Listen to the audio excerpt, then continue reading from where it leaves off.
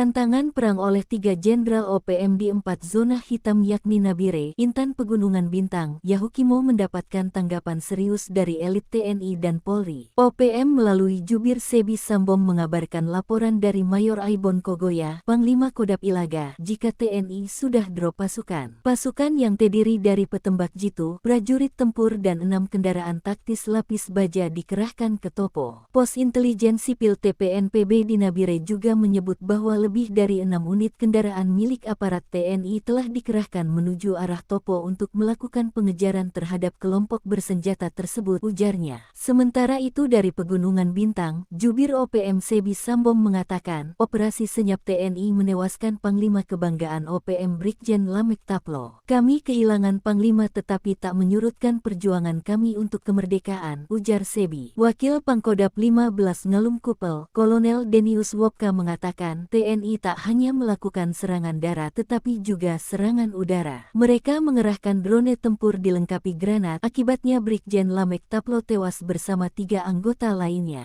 Sementara dari Yahukimo terjadi penerangan terhadap 3 warga sipil yang tewas diantara seorang wanita pemilik warung di kawasan tambang yang diklaim OPM sebagai mata-mata TNI. Menanggapi ini, Satgas Damai Cartens Faizal Ramdhani mengatakan, aparat gabungan TNI dan Polri melakukan pengamanan di kawasan 4 zona merah. Di Nabire, Intan Jaya, Pegunungan Bintang,